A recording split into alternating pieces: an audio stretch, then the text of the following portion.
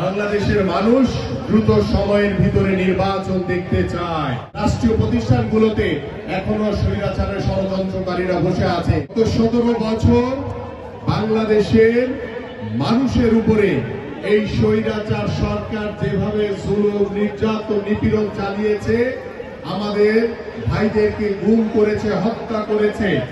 আমরা সকল গুম, খুন এবং গত জুলাই আগস্টে আমাদের যে সকল ভাইদেরকে শহীদ করেছে এই অবৈধ ফ্যাসিস্ট সরকার, আমরা বাংলাদেশের মাটিতে সেই স্বৈরাচার শেখ হাসিনার ফ্যাসিস্ট অবৈধ মন্ত্রী, এমপি সহ সকল প্রশাসনের যারা আজ্ঞাবহ সকলের বিরুদ্ধে আমরা তীব্র নিন্দা এবং তাদের সকলের আমরা বিচার দাবি করছি। এবং আমরা বাংলাদেশের মাটিতে এই স্বৈরাচার শেখ হাসিনা সহ এই ফ্যাসিস্টদের যারা আজ্ঞাবহ ছিল সকলের বিচার ইনশাআল্লাহ বাংলাদেশের মাটিতে হবে।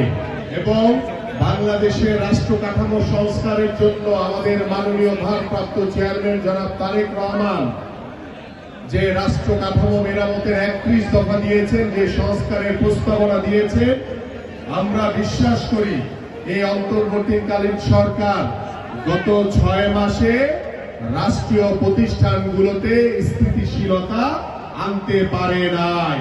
আমরা বিশ্বাস করি আমাদের যে রাষ্ট্র কাঠামো মেরামতের যে 31 দফার রূপরেখা দেওয়া হয়েছে, সেই রূপরেখা বাস্তবায়নের মাধ্যমে বাংলাদেশের সকল রাষ্ট্রীয় প্রতিষ্ঠানে স্থিতিশীলতা ফিরে আসবে।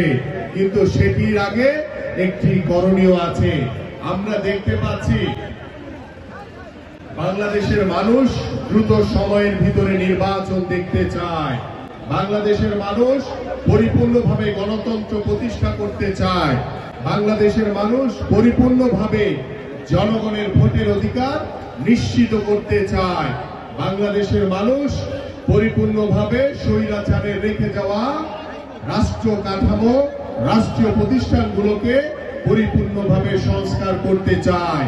সেটি তখনই সম্ভব যখন বাংলাদেশে একটি অবাধ, সুষ্ঠু, নিরপেক্ষ নির্বাচন হবে। আপনি বাংলাদেশের জনগণের যে বহুল প্রত্যাশিত নির্বাচন ছাড়া আপনি কখনোই পরিপূর্ণভাবে বাংলাদেশে গণতন্ত্র প্রতিষ্ঠা করতে পারবেন না। আপনি জনগণের ভোটের অধিকার নিশ্চিত করতে পারবেন না। বাংলাদেশের মানুষের যে অধিকার, সেই দাবি প্রতিষ্ঠা করতে পারবেন না। এবং আপনি পরিপূর্ণভাবে কখনোই সংস্কার করতে পারবেন না। আজ আমাদের এই অন্তর্বর্তীকালীন সরকারের একটি মহল, একটি গোষ্ঠী নির্বাচনকে পেছানোর জন্য তারা বিভিন্ন সময় বিভিন্ন ইস্যু তৈরি করার চেষ্টা করছে।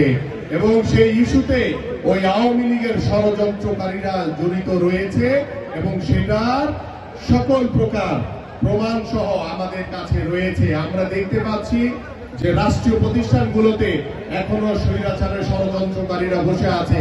গণমাধ্যমে স্বৈরাচারের ষড়যন্ত্রকারী এবং দোসররা বসে আছে। এদেরকে রেখে কখনোই বাংলাদেশে পরিপূর্ণভাবে সংস্কার করা সম্ভব নয়। কিন্তু অন্তর্বর্তীকালীন সরকার তাদেরকে রেখে সংস্কার করার চেষ্টা করছে। আমরা জানি না কিভাবে সেটি তারা করবে। বাট সংস্কার আপনারাও চান, আমরাও চাই। স্বৈরাচার শেখ হাসিনার বিচার আমরা চাই, আপনারাও চান। আমরা সকলে মিলে ঐক্যবদ্ধভাবে বাংলাদেশকে পরিপূর্ণভাবে স্বৈরাচার মুক্ত করতে পারবো তখনই, পরিপূর্ণভাবে সংস্কার করতে পারবো তখনই যখন বাংলাদেশে একটি অবাধ, সুষ্ঠু নির্বাচন হবে। আমরা অন্তর্বর্তীকালীন সরকারের কাছে আহ্বান করছি, বিলম্ব না করে দ্রুত সময়ের ভিতরে নির্বাচন দেন।